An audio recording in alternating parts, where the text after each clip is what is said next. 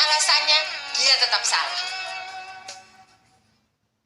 Saya berjanji akan pura-pura menangis sedih.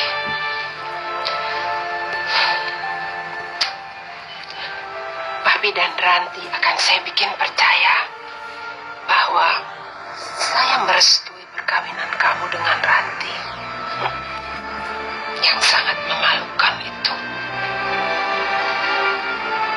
Saya nggak bisa membayangkan seandainya kamu tetap hidup dan mengadu pada Papi dan Ranti bahwa saya pernah maki-maki, menampar, dan meludahi kamu.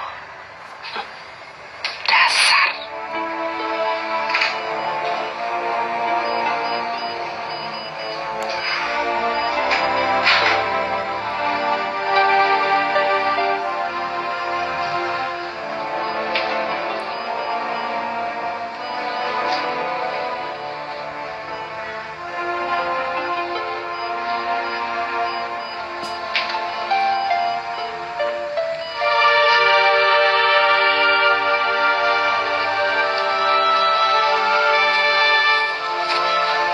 Pak, Oh, nanti duduk.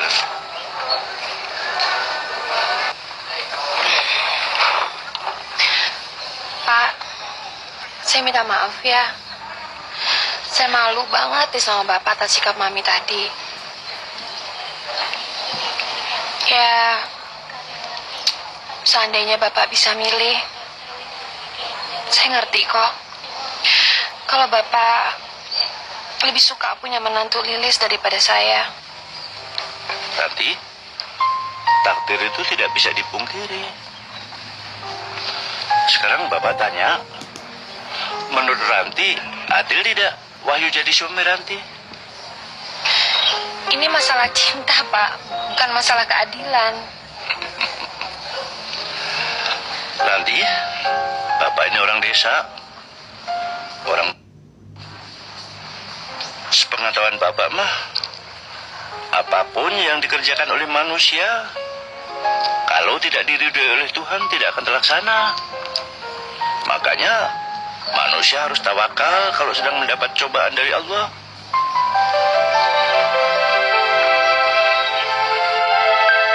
Perempuan itu betul-betul jahat. Sudah puluhan tahun usia perkawinan kami. Ternyata selama ini mata saya telah dibutakan. Sikap arogansinya saya pikir hanyalah kemegahan seorang wanita. Ternyata dia itu berhati jahat. Masa dia tega mengatakan Wahyu sekarang? Ya tapi perceraian tidak selamanya bisa menyelesaikan masalah. Kamu kan lebih kenal istrimu, sifatnya, wataknya, jalan pikirannya. Dan masa sudah puluhan tahun baru tahu kelakuan istrimu. Saya perlu saran kamu, bukan dipojokkan. Apa gunanya kamu berumah tangga kalau ujung-ujungnya cuma bercerai? Nah sekarang sudah bercerai, apa yang kamu harapkan? Saya harus kasih pelajaran istri saya. Bagaimana kamu bisa kasih pelajaran kalau sudah cerai? Jadi kamu mentolerir semua perbuatannya yang tidak masuk akal itu? Loh, kok mentolerir? Saya cuma bilang, jangan ambil keputusan waktu marah. Itu pikiran gak bagus itu. Buang. Nanti menyesal. Jangan lupa, besok di sini lagi kita golf.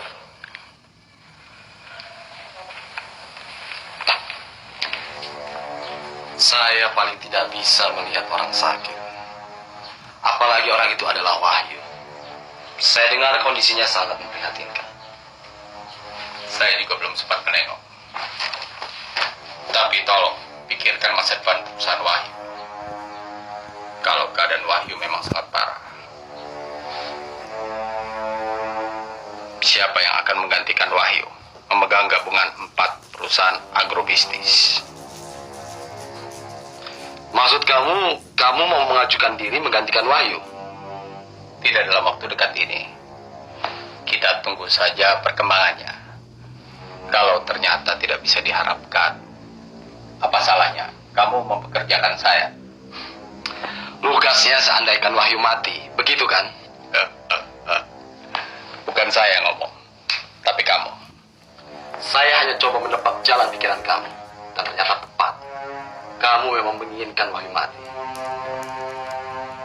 Mungkin kamu akan membuat pesta bersama dengan acara pemakamannya.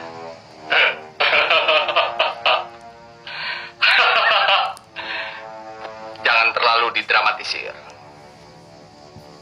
Saya tidak sejahat itu.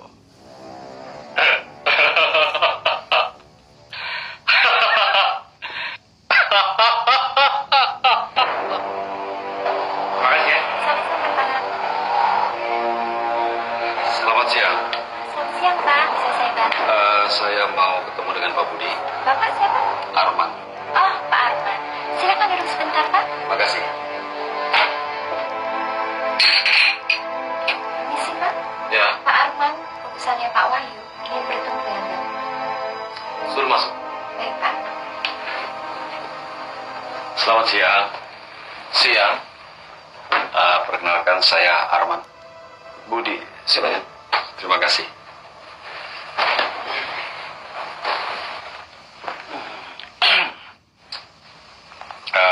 Begini Pak, saya ini konsultan manajemennya Pak Wahyu.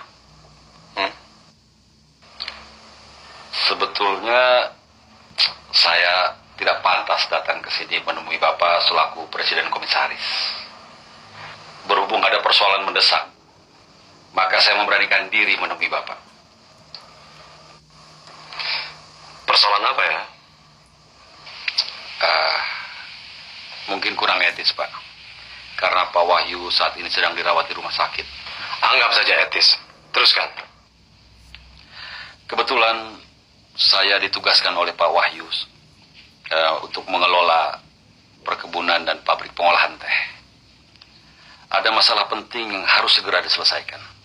Untuk itu saya datang ke sini memohon petunjuk Bapak.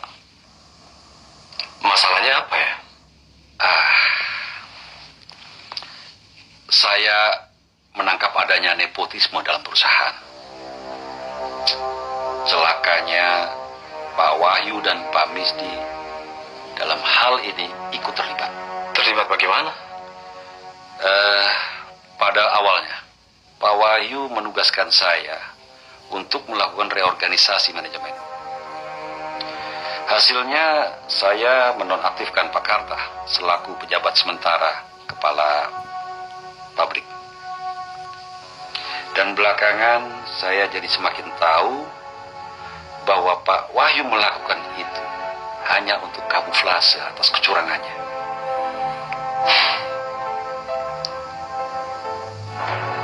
Saya tidak mengenal Anda. Tapi saya tahu persis siapa Insinyur Wahyu. Bahkan saya tahu siapa Pak Misdi orang tuanya. Anda jangan coba-coba bicara jelek tentang Insinyur Wahyu. Anda salah alamat kalau menganggap saya bisa percaya. Ya?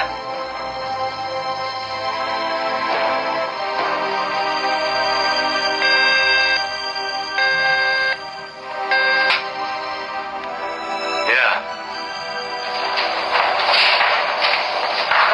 Kami pulang dulu ya. Pak Misri jangan lupa siapkan makan malam di rumah. Insya Allah. Yuk, Pak. Ya, Pak. Mari, Pak. Mari, silakan.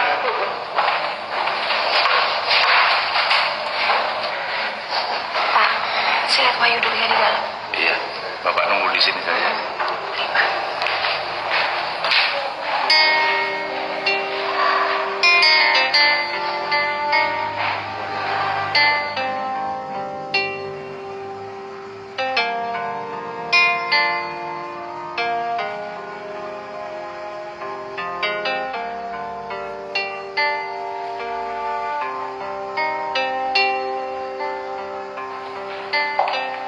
Pak Misdi.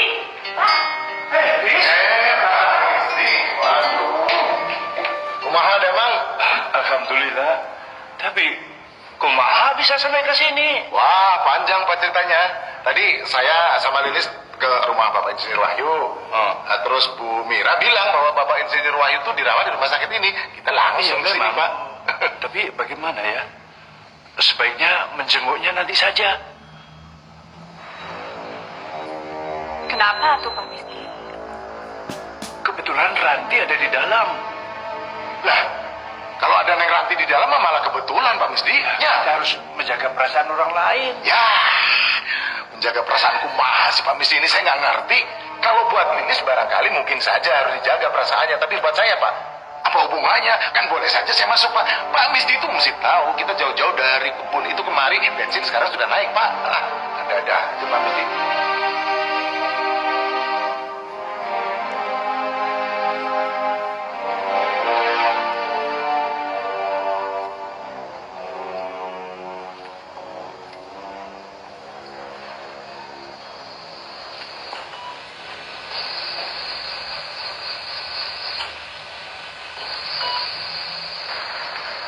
Wahyu, tadi saya bicara banyak dengan Bapak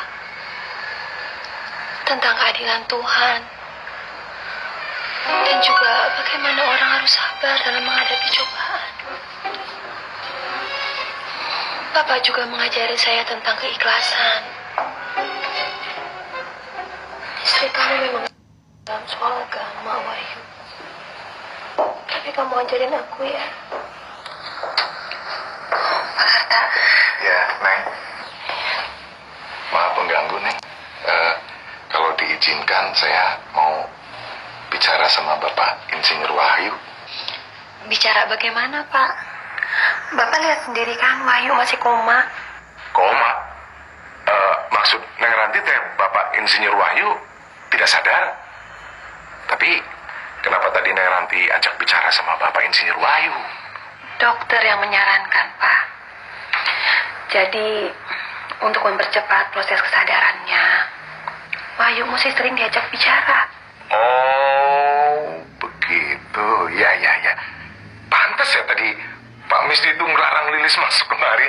Ya barangkali Pak Misdi sih takut ya kalau Lilis itu banyak ikut-ikutan ngomong dan mengenang masa lalunya. Ya tapi itu kemungkinan saja, taknya.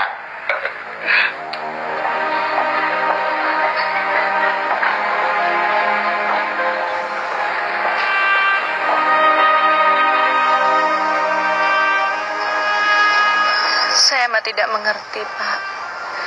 Kenapa atuh saya dilarang menengok Kang Wahyu? Bapak ini tidak melarang. Cuman Bapak tidak ingin kamu dicemburu oleh Ranti. Wajar saja kalau Ranti cemburu, Pak. Itu memang sudah haknya. Sebenarnya saya sudah lama ingin kesini. Saya merasa ada apa-apa dengan Kang Wahyu.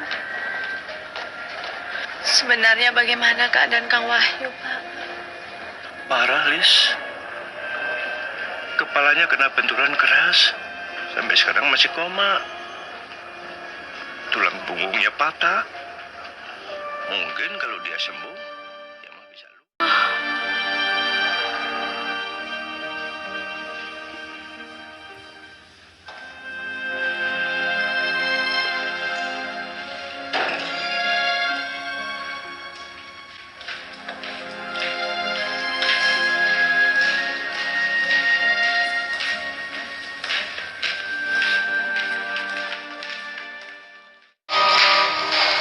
Maaf, Bapak Insinyur Wahyu.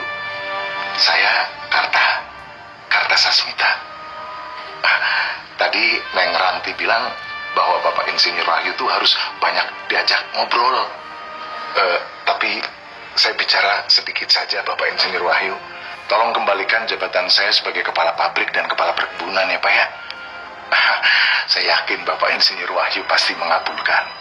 Nanti saya akan doakan Pak dengan khusus sekali supaya Bapak Insinyur Wahyu cepat sembuh. Ya. Bapak Insinyur Wahyu, saya akan mulai berdoa ya buat kesembuhan Bapak. Masya Allah, tasbih saya ketinggalan. Waduh, bagaimana? Padahal wiridnya harus 1000 kali. Nah kalau nggak pakai tasbih, bisa lebih, bisa kurang, nggak hafdul ini. Bapak Insinyur Wahyu, maaf, tasbihnya ketinggalan.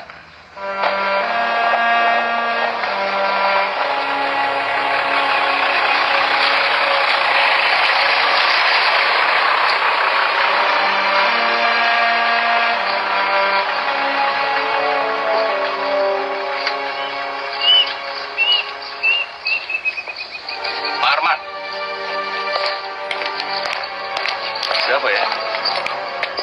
Ada waktu untuk bicara. Sorry. Kalau nggak salah, Anda yang tadi ada di kantor Pak Budi? Betul. Saya Yanto.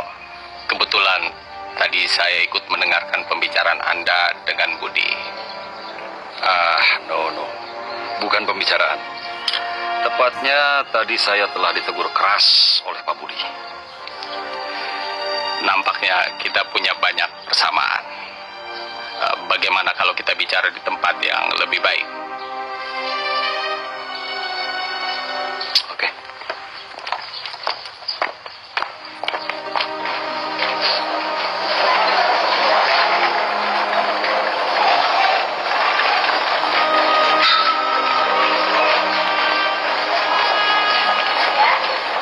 Dalam keadaan normal pun, Ranti sering menyanyiakan Kang Wahyu. Apalagi kalau Kang Wahyu sampai lumpuh, Pak. Saya yakin, Pak, Ranti tidak bisa menerima Kang Wahyu. Ranti tidak seburuk itu, Lis. Sebenarnya dia wanita yang baik, setia, sayang sama suami. Dalam satu hal, Budi benar. Dalam hal lain, saya melihat persamaan sikap Anda dengan saya. Sorry. Apa bisa lebih rinci dan lebih eksplisit lagi maksud Anda itu? Anda seorang profesional. Kadang-kadang agar bisa mencapai ide tertentu, seorang profesional menghalalkan segala cara. Saya berpikir, bagaimana seandainya kita bekerja sama?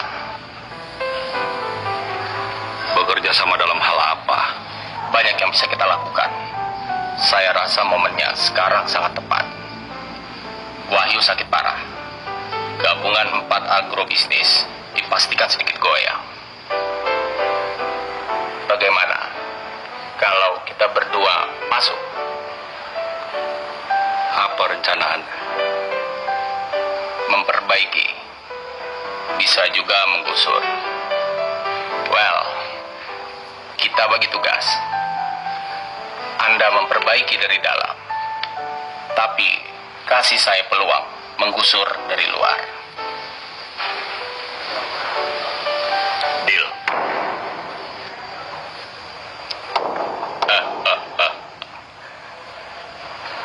Tiap orang itu berubah, Lis. Dan saya melihat perubahan itu begitu besar pada diri Ranti. Saya sulit mempercayai Ranti, Pak. Saya akan tetap memperhatikan Kang Wahyu sampai Ranti bisa membuktikan kalau Ranti mencintai dan menyayangi Kang Wahyu. Lis, hidup ini untuk masa depan, bukan untuk masa lalu. Wahyu itu masa lalumu. Dan kita harus akui bahwa masa depan Ranti adalah Wahyu. Apa kabar, Lis? Baik. Selamat datang. Mau nengokin Wahyu ya? Iya. Maaf, bagaimana keadaan Kang Wahyu? Masih koma. Nanti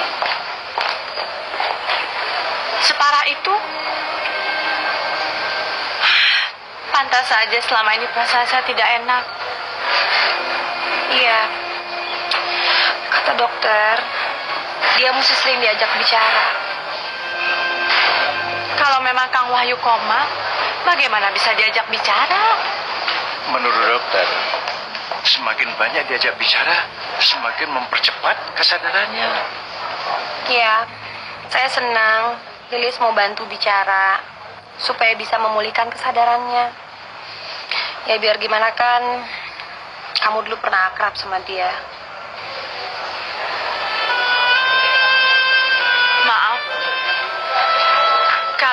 Wahyu sampai lumpuh, apa Ranti mau menerima Kang Wahyu?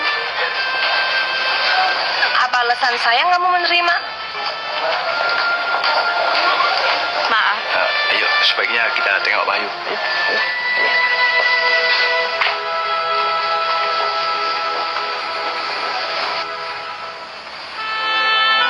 Saya tahu Bapak Insinyur Wahyu itu sangat memperhatikan saya.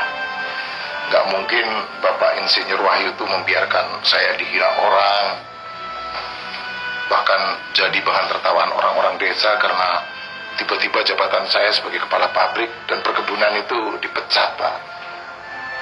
Maaf, Bapak Insinyur Wahyu. Bapak Insinyur Wahyu mungkin tidak bisa mendengarkan suara saya, ya. Tapi saya yakin Bapak Insinyur Wahyu bisa merasakan bahwa saya itu sangat menghormati dan menghargai atasan, Pak. Bapak Insinyur Wahyu pasti cepat sembuh dan bisa memperjuangkan nasib saya. Ya, ngomong sendiri kayak orang sudah tahu, nggak bisa dengar. Buat apa sih mohon-mohon? Capek. Permisi, Bapak Insinyur Wahyu. Jangan lupa perjuangkan nasib saya, ya. Assalamualaikum.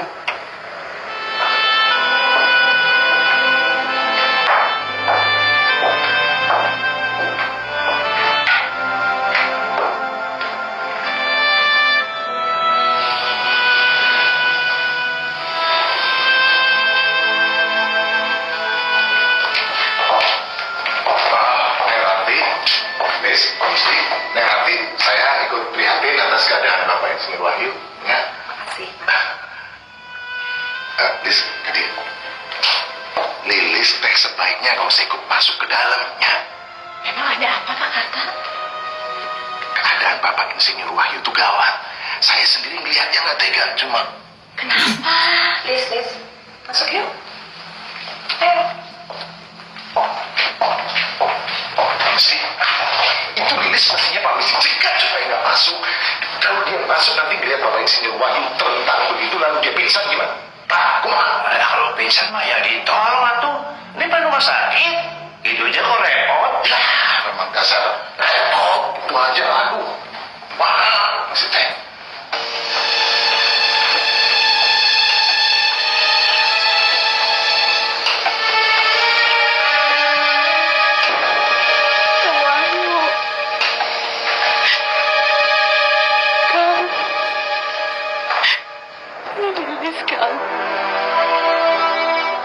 Kenapa bisa begini, Kang?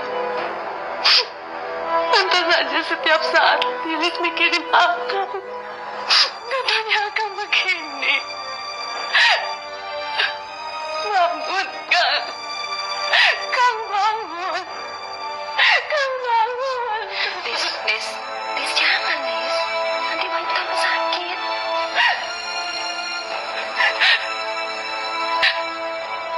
Seharusnya kamu bisa menjaga Kang Wahyu. Kenapa Kang Wahyu bisa sampai begini? Kenapa Kang Wahyu kamu biarkan seperti ini?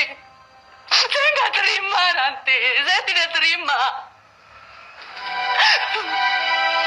Saya nih istrinya. Saya yang lebih nggak terima lagi.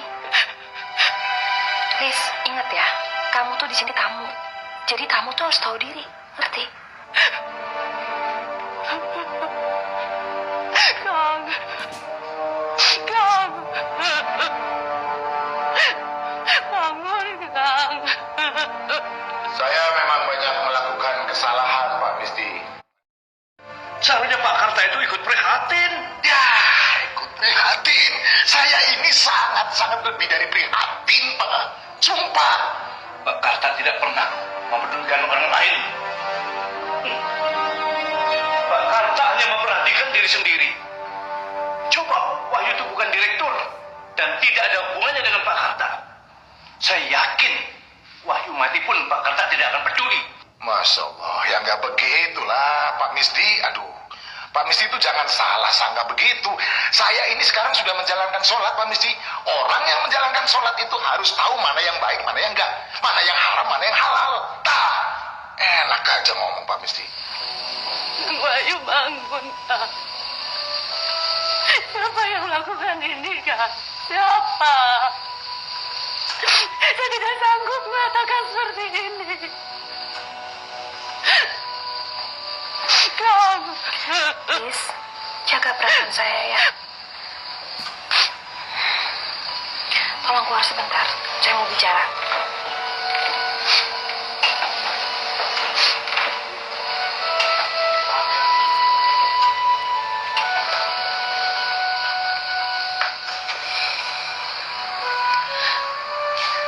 Liz,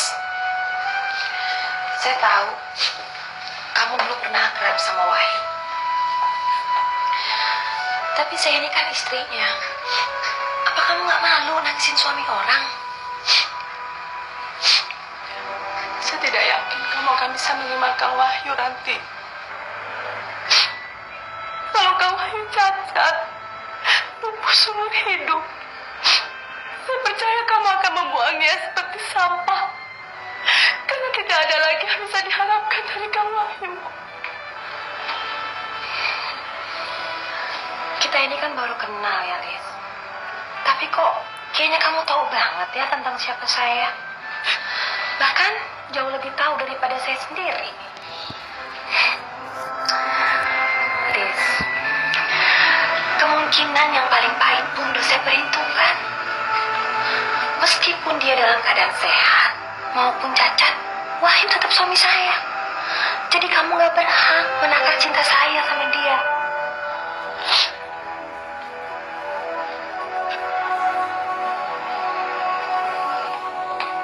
Obatnya sudah diminum, Pi? Mami gak bisa bayangin kalau sampai Papi sakit lagi. Palsu. Apa, Pi? Papi mau minum susu. Sebentar ya, Mami panggilkan Ira. Jangan berlagak. Papi tidak akan terima segala kebaikan palsu Mami. Apapun yang Papi katakan, Mami terima. Mami ambil positifnya. Papi capek ya? Mami pijat ya, Pi ya?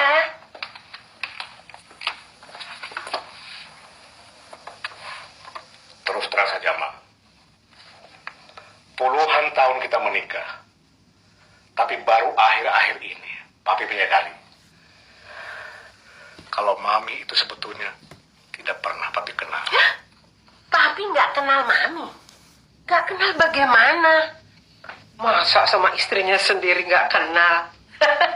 Tapi Papi mau ngelucu ya?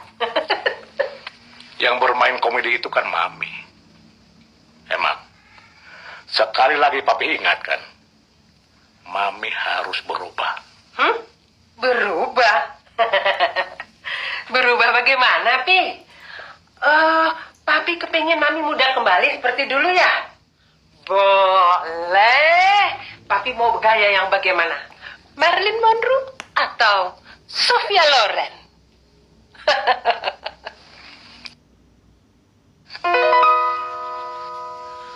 Oke. Mami akan bersikap manis seperti perempuan Jawa yang nerimo.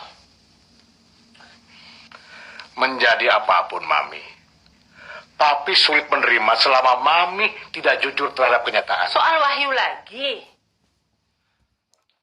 Mami harus bilang berapa kali bahwa Mami ini sudah baikan sama Wahyu. Sudah merestui pernikahannya dengan Ranti. Masa sih Papi belum percaya juga sama Mami? Suku Wahyu di ICU. Ekspresi apa? Oh, kalau Mami cengar-cengir itu kan karena Mami sakit perut. Liz, saya sengaja ngajak kamu nginep di sini karena banyak yang saya mesti omongin sama kamu. Lalu bagaimana atuh dengan Pak Misti?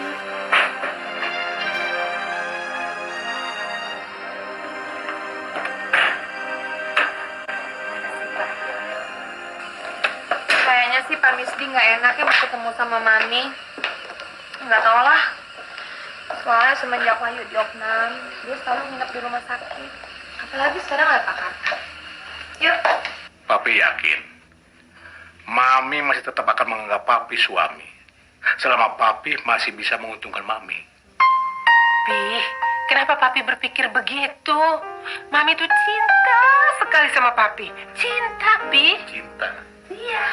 Cinta apa? Mami itu kan narsistis. Hanya mencintai diri sendiri. Karena itu Mami tidak mungkin sanggup mencintai. Ingat, Mam. Papi yakin kalau suatu ketika Papi bangkrut atau jatuh miskin, pasti Mami akan menganggap Papi laki-laki yang tidak berguna. Jadi papi pikir mami ini mata duitan, mau kawin sama papi karena papi kaya, begitu? Ya, bahkan lebih buruk lagi. Kalau ada kesempatan, Mami akan menggerogoti Papi menjadi virus berbahaya dalam kehidupan Papi. Pi, baik, baik. Mami mau mengaku, mami memang benci sekali sama Wahyu. Tapi Pi, mami mohon, papi jangan menyaksikan cinta mami pada papi dan Ranti. Dan papi salah kalau menganggap mami hanya sekadar memanfaatkan papi. Pi. Ngomong memang gampang. Kalau Mami memang mencintai dan menghargai Papi dan Ranti, tunjukkan sikap yang baik dong. Terutama kepada Wahyu dan Pak Misti. Kalau tidak, selamat tinggal.